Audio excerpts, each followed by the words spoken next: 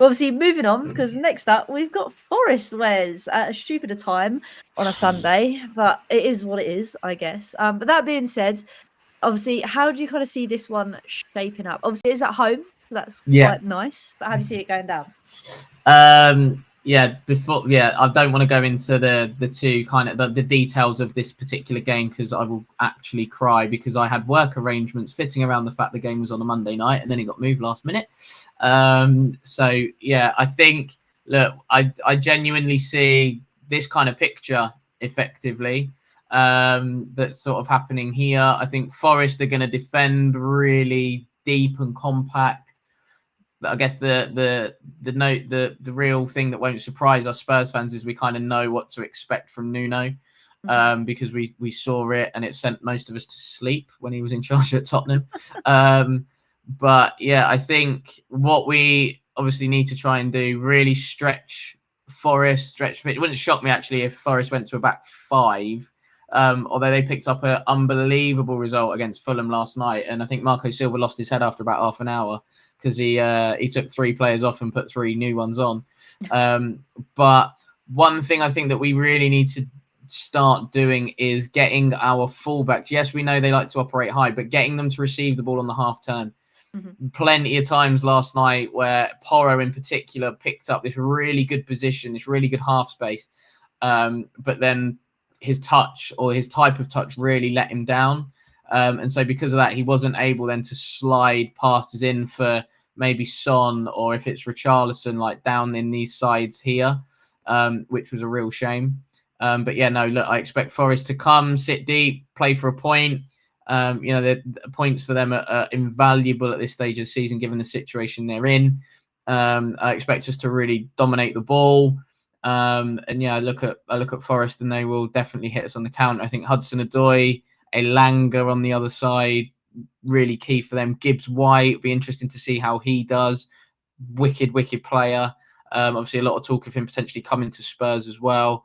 So yeah, it's going to be an interesting setup. But yeah, I think Forest are going to defend for their lives. They're going to defend deep. They're going to time waste. They're going to frustrate a little bit like Luton did.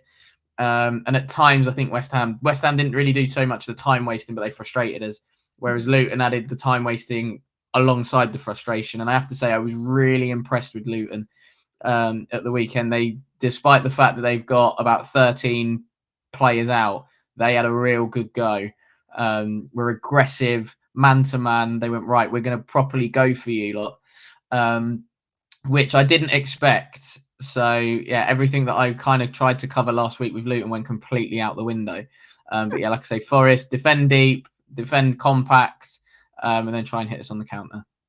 I think that's the thing. I think that's our least favourite teams to play is the ones that we sit deep and we can't seem to break down. And the fact as well, obviously, my biggest pet peeve with Spurs at the moment, I don't know if it is with you as well, is the fact that we just don't shoot.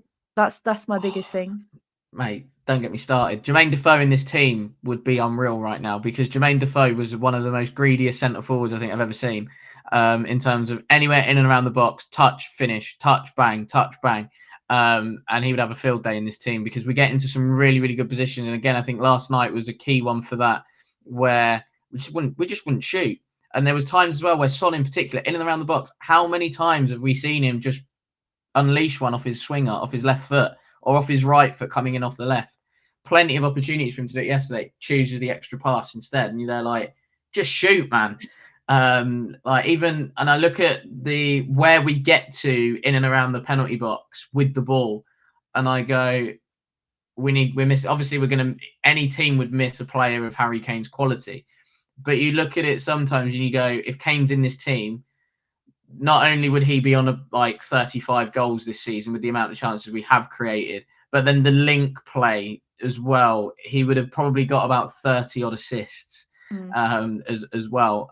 So yeah, anybody that wants to sit there and tell me that Spurs are a better team without Harry Kane, like a lot of people were trying to tell me at the start of the season, and I was just batting it away and going, no, Kane would genuinely be on fire in this team.